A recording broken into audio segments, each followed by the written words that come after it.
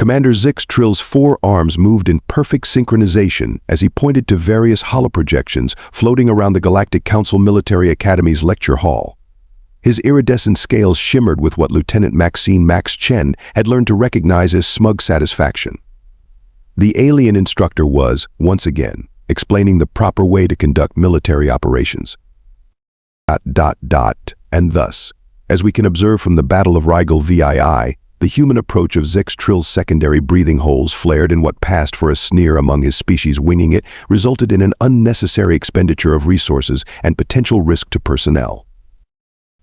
Max slouched further in her seat, surrounded by various alien species who were furiously taking notes on their datapads. She'd been the exchange officer at the academy for 6 standard months now, and if she had to hear one more lecture about how humans were the galaxy's equivalent of caffeinated toddlers with plasma rifles, she was going to lose it. Lieutenant Chen Trill's voice carried that special tone reserved for humans, the same one you might use when addressing a particularly dense pet. Perhaps you would care to explain to the class why your species chose to employ such primitive tactics. Max straightened up, adjusting her United Earth Defense Force uniform. Well, sir, she drawled, drawing out the words, when the hive mind swarms were about to overwhelm the colony's northern quadrant, we decided that ramming our transport ship into their queen might be marginally better than standing around following Protocol 274B, subsection 12.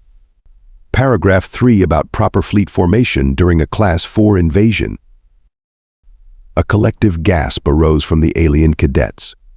A Zentarian in the front row actually swooned, their crystalline structure tinkling as they fell sideways into their neighbor. That is precisely my point. Trill's scales turned a violent shade of purple. The approved response was to maintain formation, submit the threat assessment to Central Command, await confirmation of tactical analysis, and then proceed with the counteroffensive as outlined in the Standard Operating Procedures Manual. Which would have taken approximately 6 hours, Max pointed out, during which time the colony would have been completely overrun. Instead, we lost 1 transport ship, saved 16,000 colonists, and gave the hive mind one hell of a headache, literally. And this, class, Trill gestured with all 4 arms in exasperation, is why humans are classified as a Class C potentially unstable species in the Galactic Military Index. Their blatant disregard for proper procedure and tendency toward what they call improvisation makes them highly unpredictable and effective, Max suggested helpfully. Dangerous, Trill corrected, his scales now practically strobing. The purpose of military protocol is to minimize variables and ensure consistent, reproducible results in combat situations. It is not, as humans seem to believe, a suggestion list to be discarded at the first sign of difficulty. A holographic display materialized, showing various human military engagements. Max recognized several famous or infamous, depending on who you ask, moments in Earth's brief, but colorful history of interstellar combat. Observe. Trill continued, the human tactic known as the Crazy Ivan during the Proxima Centauri skirmish, or this particularly egregious example from the Mars defense, where human ships deliberately vented their reactor cores to create a makeshift smokescreen. These are not the actions of a properly disciplined military force. Max raised her hand again, unable to help herself. Permission to point out that both those tactics worked, sir. The fact that chaos occasionally produces favorable results does not justify its use as a strategic doctrine, Lieutenant Trill replied stiffly. Now, if we could return to proper military protocol. As the commander launched into another mind-numbing lecture about the proper way to fill out risk assessment forms in triplicate during active combat, Max pulled up her personal datapad and started playing Galactic Crush under her desk. She had a feeling she'd be needing something to maintain her sanity through yet another 4-hour discourse on why humans were the crazy cousins of the galactic military family. Little did any of them know that crazy was about to become a highly sought-after tactical advantage. The morning alert klaxons at the academy were usually just an annoying way to start the day. But this time, the pitch was different, higher, more urgent. Max was halfway through her morning coffee when her datapad lit up with emergency notifications. "You have got to be kidding me," she muttered, scanning the reports. The Academy's advanced training exercise, the one she'd been deemed too unstable to participate in, had gone spectacularly wrong. The kind of wrong that made paperwork-loving aliens lose their various appendages. The massive gas mining station orbiting Kepler 16 billion, where 47 senior cadets were conducting their final qualification exercise, had suffered what the preliminary reports called a Category 7 containment anomaly. In human terms, something had gone boom that really shouldn't have gone boom. Max sprinted to the emergency response center, arriving just in time to hear Commander Zix addressing the assembled rescue coordination team. And according to Protocol 89 Delta regarding rescue operations in Class 2 hazardous environments, the commander's scales had taken on a sickly green hue. We must first establish a proper command hierarchy, conduct 3 separate risk assessments, and... How much air do they have? Max interrupted, earning glares from every non-human in the room. A holographic display showed the mining station's compromised sections. Nearly half the structure was bathed in angry red, with life signs clustered in 2 sealed emergency pods. The station's rotation had been compromised, causing it to slowly spiral deeper into the gas giant's upper atmosphere. Lieutenant Chen Zix's voice carried the special kind of patience reserved for explaining things to small children and humans. We cannot simply rush in without proper. How much?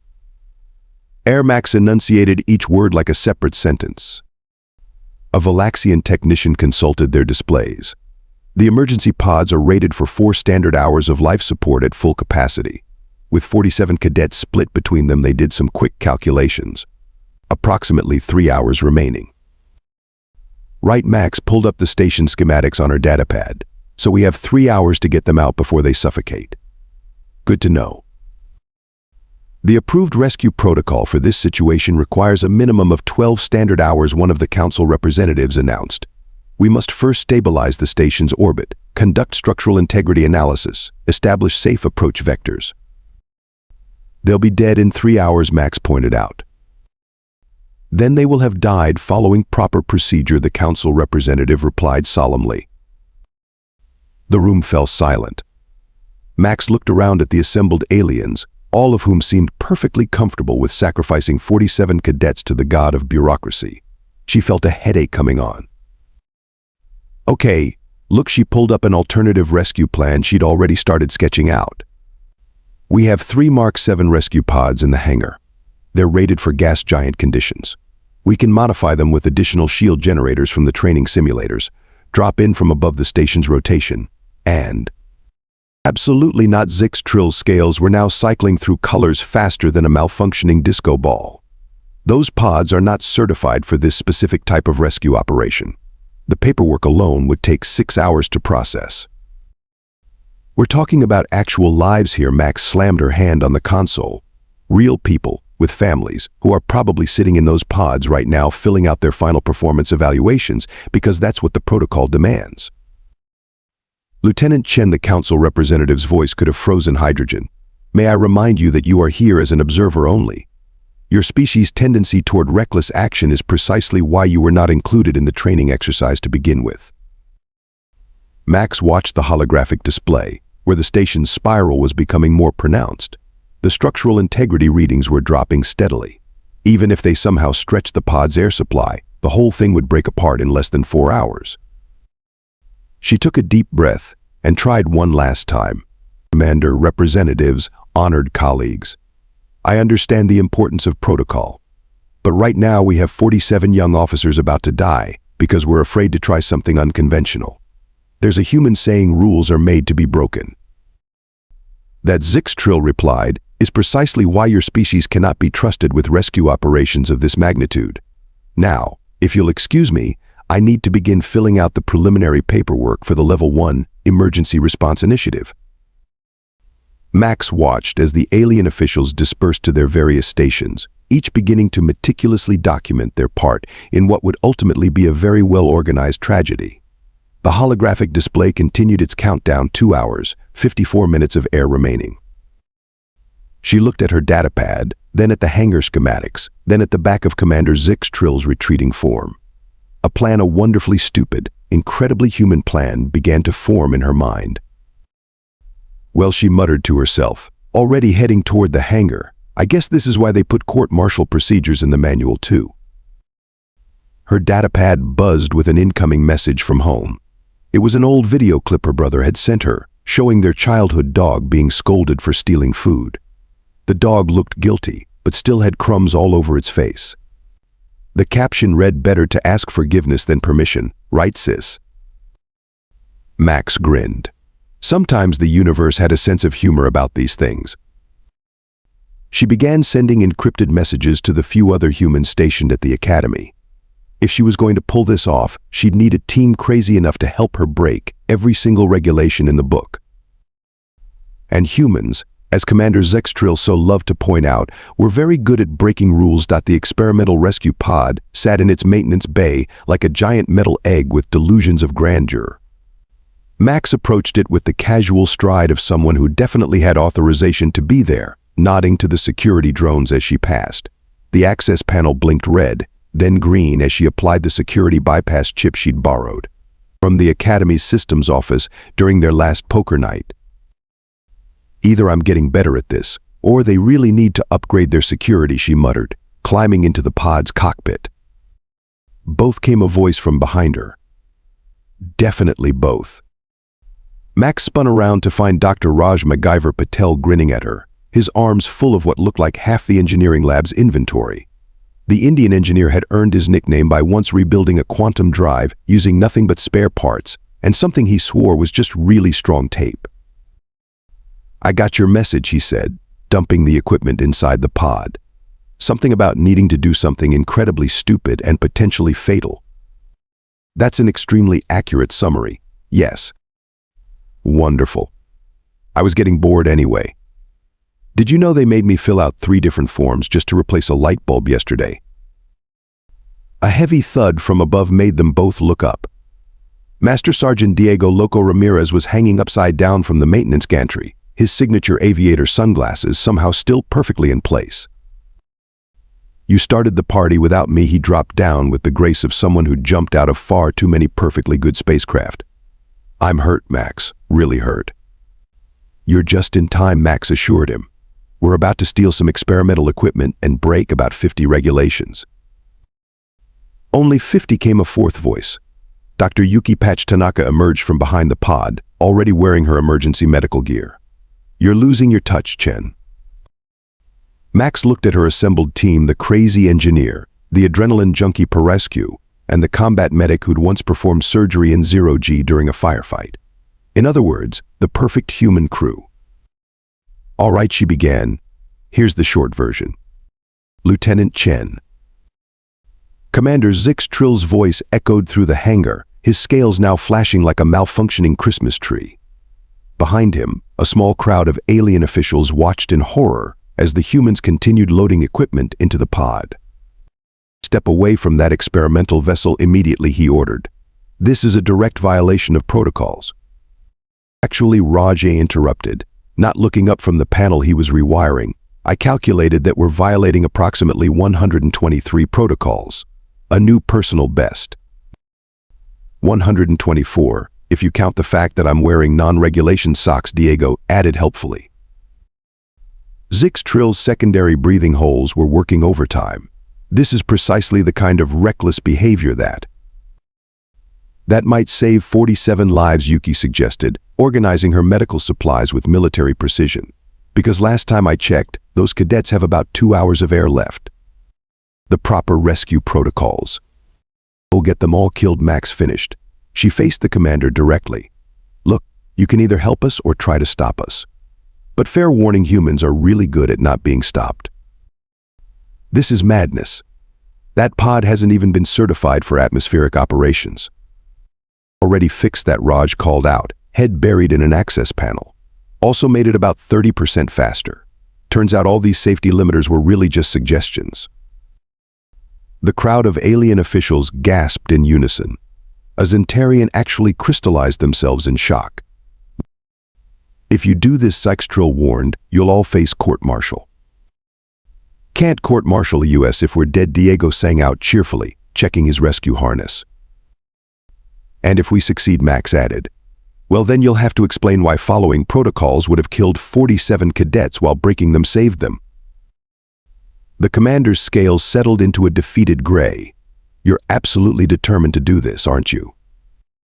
Yep, all 4 humans replied in unison. The council will never approve. Already gone, Raj announced as the pod's engines hummed to life. Also, technically speaking, we're now stealing Academy property. Might want to add that to the list of violations. Max sealed the pod's hatch, giving the commander a small salute through the viewport. Don't worry, sir. If this works, you can take credit for training such innovative officers. If it doesn't, she shrugged. Well, at least your paperwork will be impeccable. The last thing they saw before launching was Commander Zix beginning to fill out what appeared to be a formal protest against unauthorized human actions form, while simultaneously watching them with what might have been a flicker of hope in his compound eyes. So Diego asked, as they accelerated toward the gas giant, anyone want to start taking bets on how many more regulations we can break before this is over? Focus on the mission, Max ordered, trying and failing to hide her grin. We can count our violations later. I've already started a spreadsheet, Raj announced proudly. The gas giant's swirling atmosphere loomed before them like a cosmic washing machine set to destroy everything. Good news and bad news, Raj announced from his jury-rigged engineering station. Good news is I've boosted our shield capacity by 47%. Bad news is I had to use my lucky screwdriver to wedge the power coupling in place. How is that bad news, Yuki asked, securing the medical supplies. That screwdriver has gotten me through 12 near-death experiences. I'm not sure its luck will hold for number 13. Diego, strapped into the co-pilot's seat, grinned. My abuela always said 13 was an unlucky number. Of course, she also said I'd die young doing something stupid. Well, Max replied, steering them into the first layer of atmosphere. Let's try not to make her a profit today. The pod shuddered as they hit the outer storm bands. On the rear display, they could see the Academy's monitoring feeds were still active. Dozens of alien faces watched in horror as the tiny pod plunged into the multicolored maelstrom. Hey, Diego called out. Anyone want to wave to our audience? A particularly violent gust slammed them sideways. Warning lights flickered across the console like a disco panic attack. That's the thing about human entertainment, Max grunted, wrestling with the controls.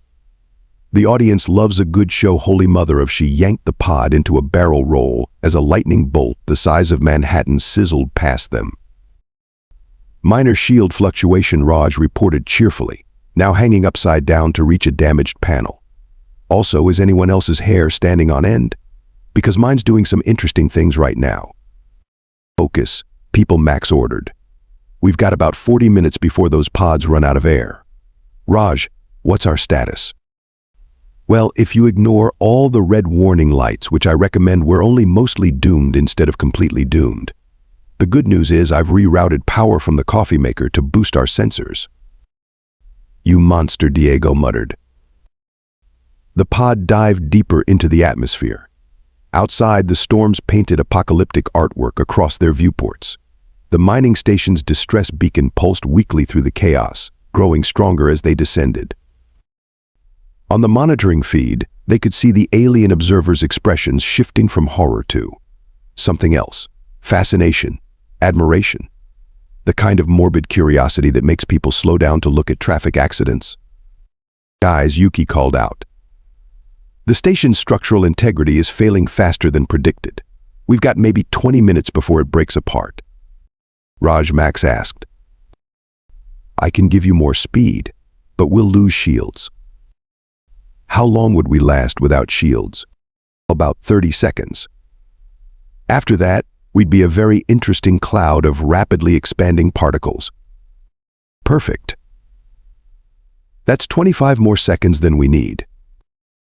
Diego laughed. I love it when she gets that tone. It means we're about to do something incredibly stupid. Max punched in new coordinates. Raj, kill the shields on my mark. Diego, you've got exactly 20 seconds to grapple that station when we get there. Yuki, prep for rapid evacuation. And somebody please tell the Academy to stop sending emergency abort codes. They're making my console look like a spring break light show. The mining station emerged from the clouds like a wounded animal, trailing debris and venting atmosphere in elegant spirals. The two emergency pods were visible, their lights blinking desperately in the storm. "This is insane," Yuki observed calmly, prepping her emergency medical gear. "I just want everyone to acknowledge that this is completely insane." "Noted," Max replied. "Raj, you ready?"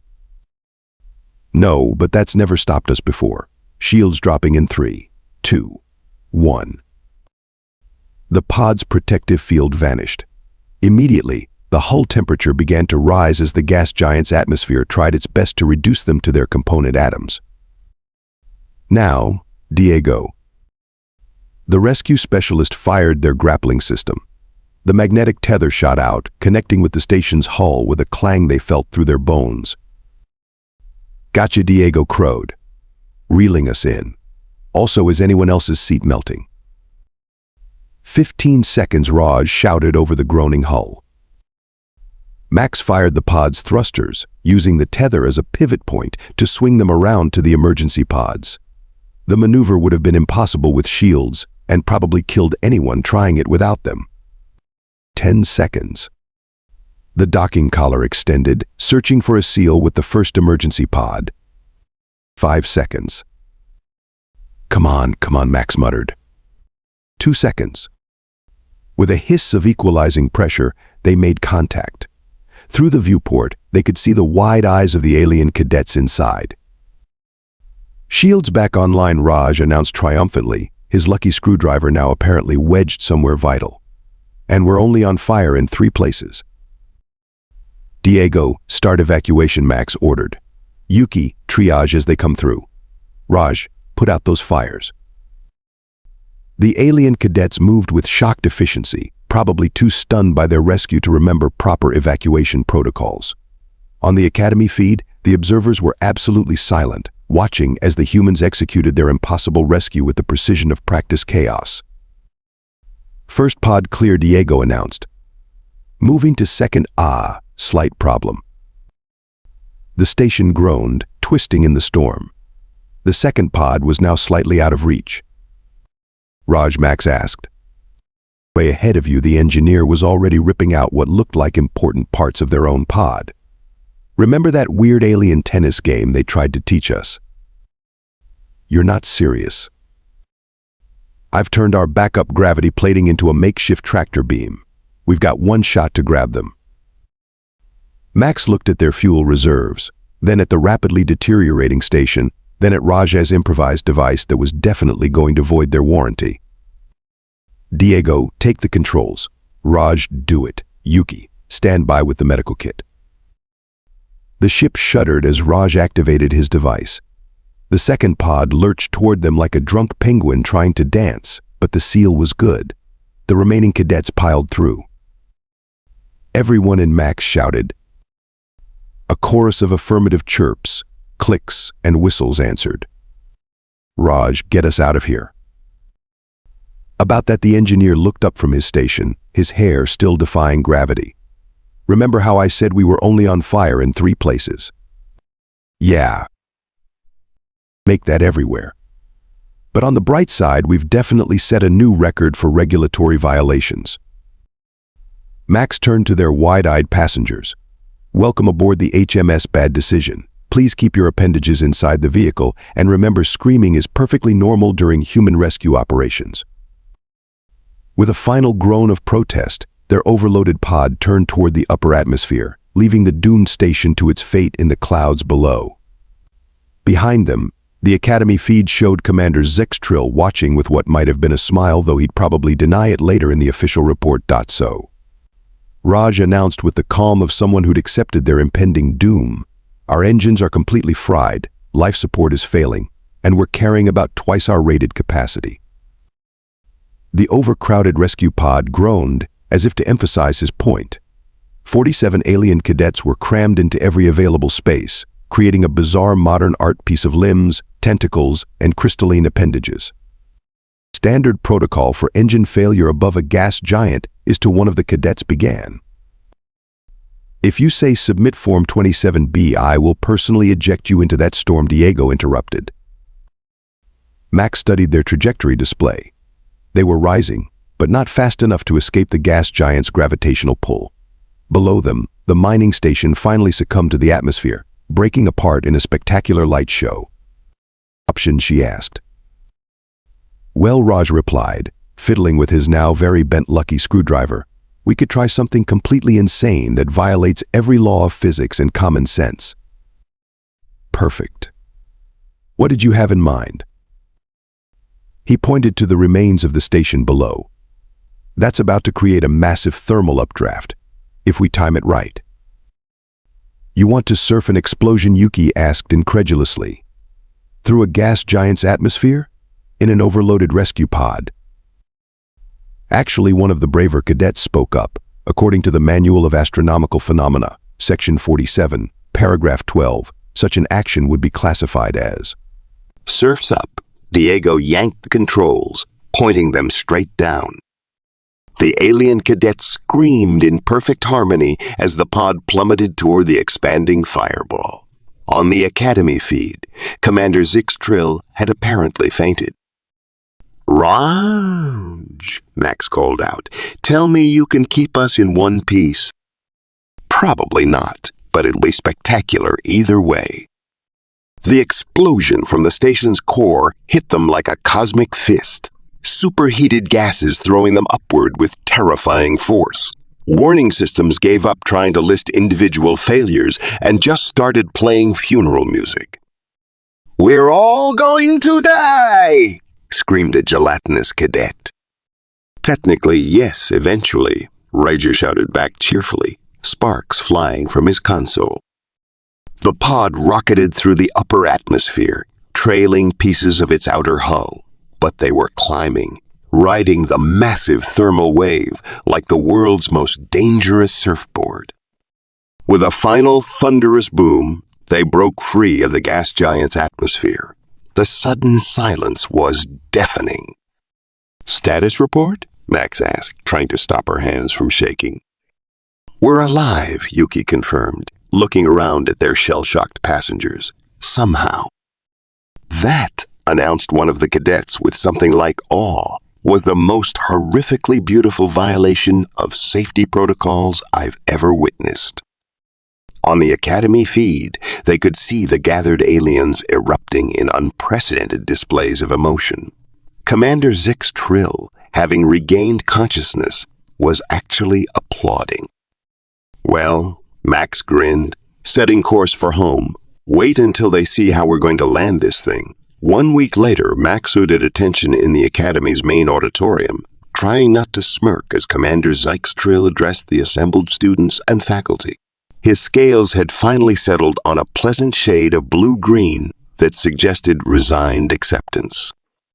In light of recent events, he announced, his forearms clasped formally behind his back, the Galactic Council Military Academy is updating certain protocols regarding emergency response procedures.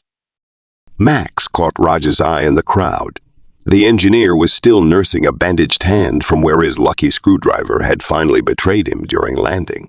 Next to him, Diego was wearing his signature sunglasses despite being indoors, and Yuki was quietly updating her days since last human-induced chaos counter from 0 back to 0. While we maintain that proper procedure is essential, Zix continued, looking like every word caused him physical pain. We acknowledge that there may be situations where alternative approaches might be acceptable. The commander's gaze fixed on Max. Lieutenant Chen and her team have demonstrated that what we previously classified as reckless human behavior might better be termed tactical adaptability under extreme circumstances. The new Academy manual materialized on everyone's datapads. Section 47 now included an addendum titled Emergency Response, Human Protocols. However, Zix added quickly, this does not mean we are abandoning proper documentation. All instances of tactical adaptability must still be logged in triplicate. Max raised her hand. Sir! What form should we use for documenting improvisational rescues? The commander's scales flickered briefly to purple before he caught himself. We've created a new form specifically for human operations. You'll find it under Form 42, Documentation of Controlled Chaos. Only one form, sir, Max asked innocently. How reckless of you.